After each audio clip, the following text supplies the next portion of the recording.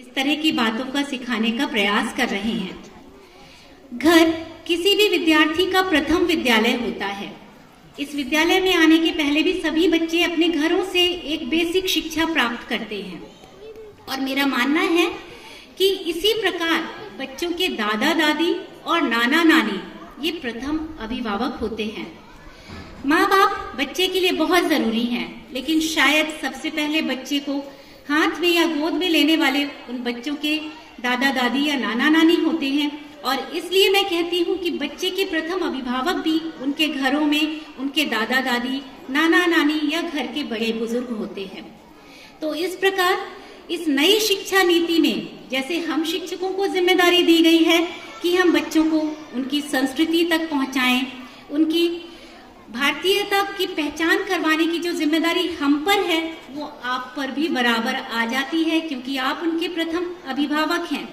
और मुझे भरोसा है कि सबसे ज्यादा ये जिम्मेदारी पूरा करने में आप सभी हमारा साथ दे सकते हैं। बच्चों के अभिभावक जीवन यापन की बहुत सारी चीजों में व्यस्त रहते हैं, बच्चों को कम समय दे पाते हैं।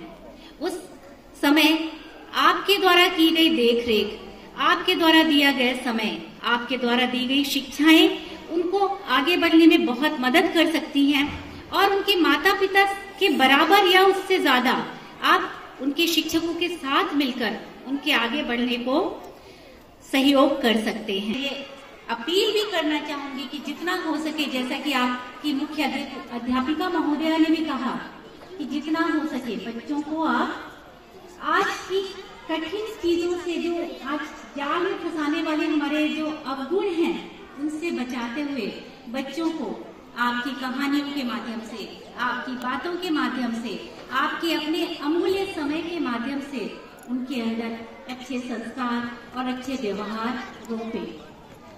समाजशास्त्र की बात तो समझ ली।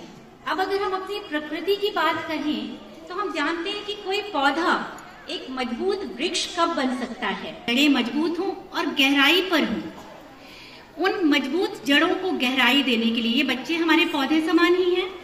इनकी देखरेख हमें उसी तरीके से करनी होती है जैसे एक हम नन्हे बीज और पौधे की देखरेख करते हैं। इन छोटे छोटे पौधों को वो गहराइयां, वो जड़ें, वो रूट सिस्टम वो आपसे ही मिल सकता है। बहुत भाग्यशाली है ये बच्चे जो आज यहाँ अपने दादा दादी या नाना नानी के साथ आए हैं, और बहुत भाग्यशाली हैं आप कि आप इन नव अंकुरित बच्चों की ऊर्जा का रोज रोज दर्शन ले पा रहे हैं, रोज रोज उसके बातों को आप एंजॉय कर पा रहे हैं, देख पा रहे हैं। क्योंकि बहुत सारे बच्चे आज के समय में केवल अपने या तो माता पिता के साथ रह रहे हैं या घर परिवार, जो ज्वाइंट फैमिली का हमारा एक कल्चर खत्म हो चुका है, इस कारण से बहुत से छोटे से सीमित परिवार में रहते हैं।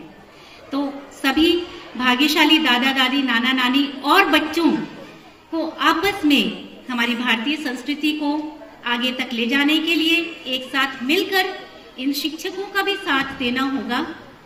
इस बात के साथ मैं अपना वक्तव्य यहाँ समाप्त करूंगी। बहुत बहुत धन्यवाद और एक बार फिर से आप सभी का बहुत स्वागत है।